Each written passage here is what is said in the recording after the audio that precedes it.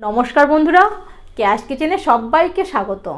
বন্ধুরা, আজকে আমি পনির দিয়ে একটি নিরামিষ রেসিপি আপনাদের কাছে শেয়ার করব। আপনাদের কাছে অনুরোধ রইল ভিডিও স্কিপ না করে আপনারা ভিডিওটি প্রথম থেকে শেষ পর্যন্ত দেখুন। আশা করছি আপনাদের ভালো লাগবে। তাহলে শুরু করি আজকের আমার রেসিপি। এখানে আমি 300 গ্রাম পনির নিয়েছি। এবার পনিরগুলো কেটে নেব। পনিরগুলো এবার আমি চৌকো চৌকো শেপ করে কেটে নেব আর একটু বড় সাইজের করে পনিরগুলো কেটে নেব।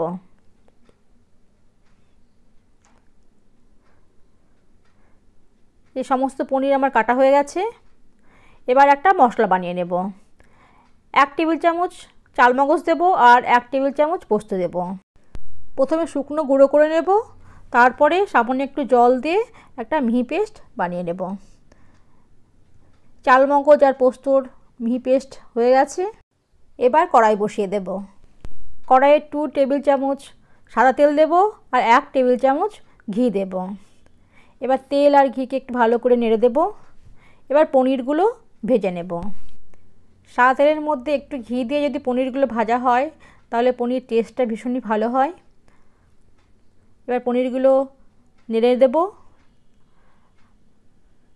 পনিরগুলো একটু সামান্য লাল লাল হয়ে গেলে পনিরগুলো আমি তুলে নেব। পনিরগুলো 1.5 মিনিট ভেজে নেব। পনিরগুলো ভাজা হয়ে গেছে। এবার পনিরগুলো তুলে নেব। আর খুব বেশি পনিরগুলো ভাজবো না, বেশি পনিরগুলো ভাজলে পনিরগুলো শক্ত হয়ে যাবে। সামান্য একটু লাল হয়ে গেলেই পনিরগুলো তুলে নেব।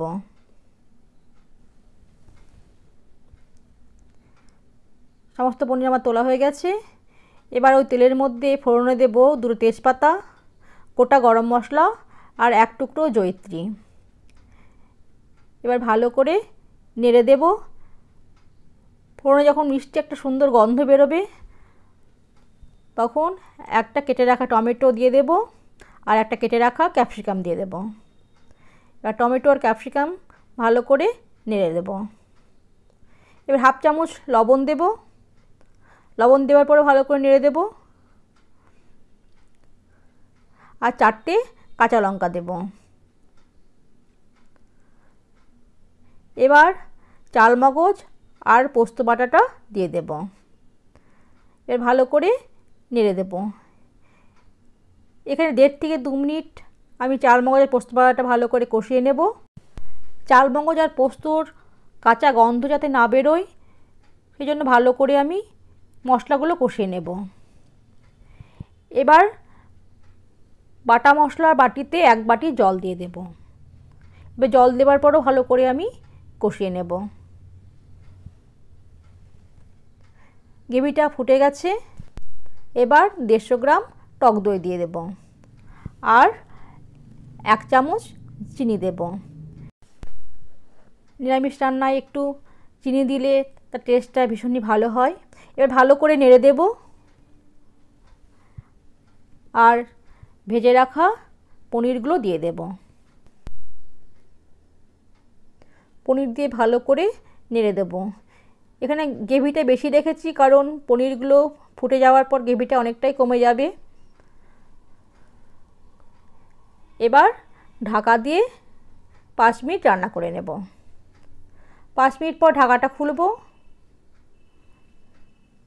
এবার ভালো করে নেড়ে দেব। সব শেষে 1/2 চামচ কসুরি মেথি দেব। একটু কসুরি মেথি দিলে পনিরের টেস্টটা ভীষণই ভালো হয়। এবার ভালো করে নেড়ে দেব। এখন রেডি হয়ে গেছে নিরামিষ পনির। এবার ঢাকা দিয়ে 10 মিনিট স্ট্যান্ডিং টাইমে রেখে দেব। এবার একটা পাত্রে ঢেলে নেব। এই নিরামিষ পনির দিয়ে লুচি, রুটি, পরোটা, পোলাও, ফ্রাইড রাইস সবার সাথে ভীষণই ভালো লাগে।